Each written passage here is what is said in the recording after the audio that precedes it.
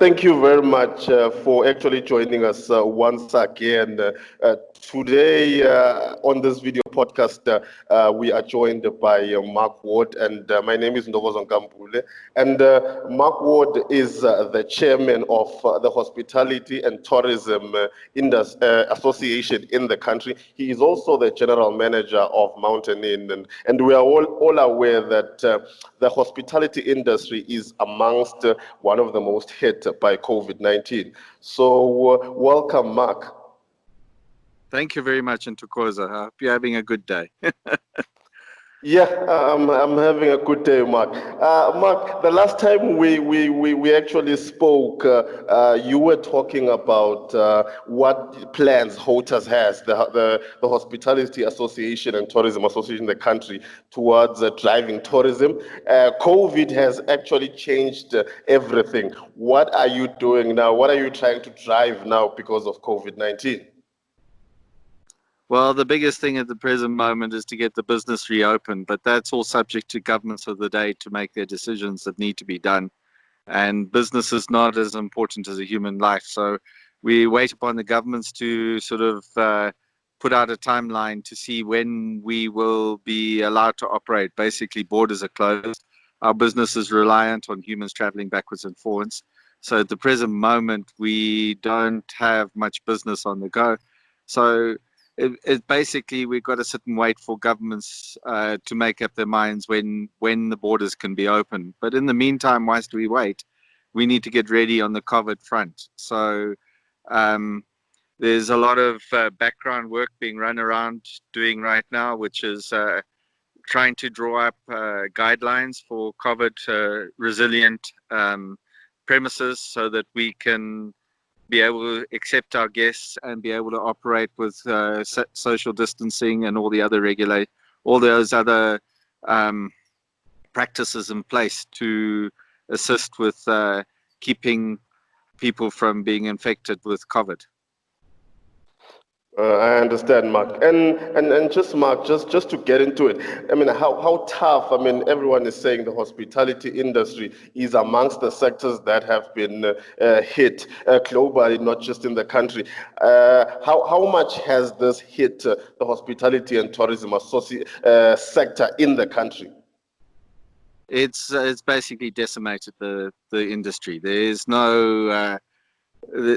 every bit of society has been affected, but when you have Royal Swaziland closed, let's just say 60 to 70% of the businesses are closed, and the other businesses that may be open, some of them are assisting with the isolation units that the government requires, and then that's basically it. That's open. Wow, and this is and what does this mean for the people that are employed? What has it translated to? Have you as industry, have you had to lay off people, retrench, or what has it translated to?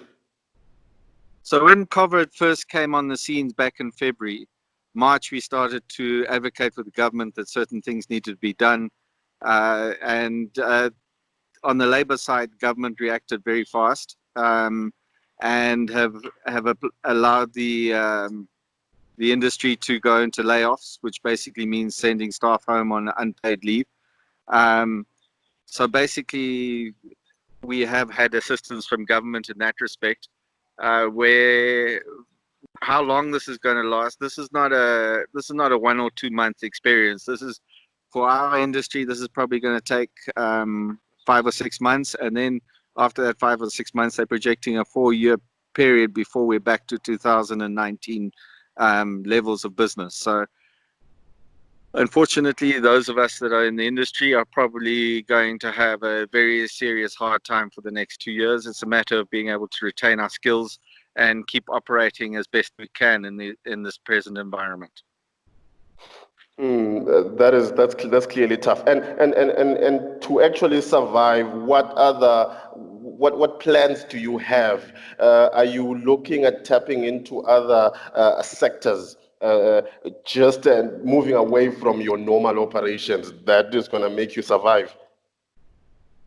Every business has its own mitigation plans or whatever else. But as an industry, we've come together a lot more tighter now, a lot more unified, and with the help of ETA and the minister, where there's a tourism committee that's been put together by the minister for post-COVID recovery, and we are working very hard on seeing what markets we can attract into the business. We are actually hoping that Eswatini can open its borders to Mozambique before South Africa does. And we're hoping that in that way we can flood the market with Mozambican people coming across to do their shopping and at least get a month or 2 months head start on Nelspruit or Komati Port, which we believe would affect the whole economy in Eswatini tremendously. So we've got a couple of little plans, but those are sort of short-term ones. Those are not going to take us back to 2019 levels overnight. We need our Tamba open to do that, and the 14-day isolation removed when returning to South Africa. Until those things are done, we're pretty well stuck in the water. So we're trying to find other markets that will make us that will sustain us during this period of time.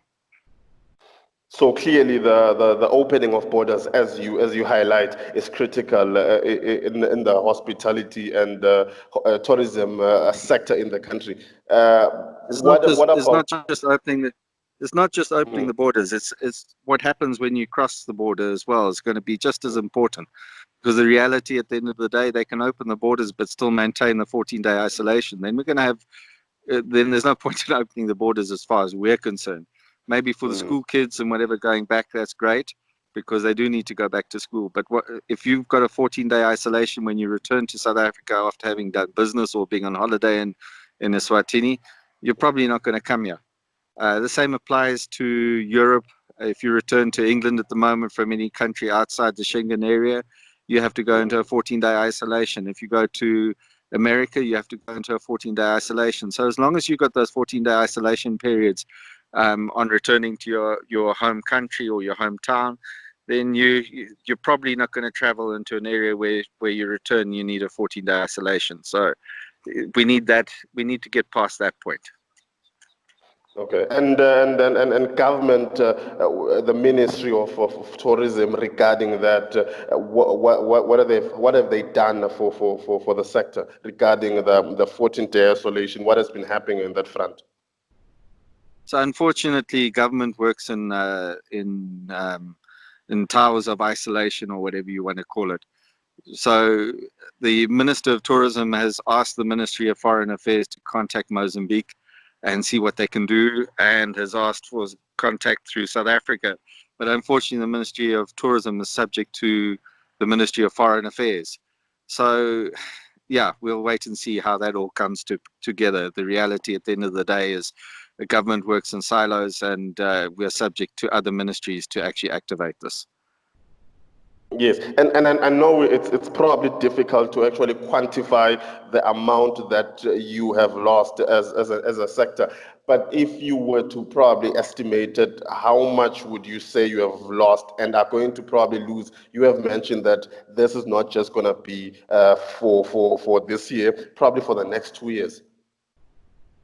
So when this first COVID thing first came along, we did a quick estimate for the minister of what the industry was losing, and we roughly estimated it at about 50 million to maybe between 50 and 100 million a month, and between 3,000 and 5,000 jobs. 3,000 and 5,000 jobs, that's a lot. And in this around there, and you guys represent, as hotels, you represent quite a number of I'd say different sectors within the hospitality. There's a number of things. There's there's transport and other things. There's lodges. There's all of that. Which ones of that would you say has been highly hit, or it has been the same across the entire board? No, the transport guys are the ones that hit the most. Transmagnifique, Skyworld, those guys, their traditional routes, everything is closed down.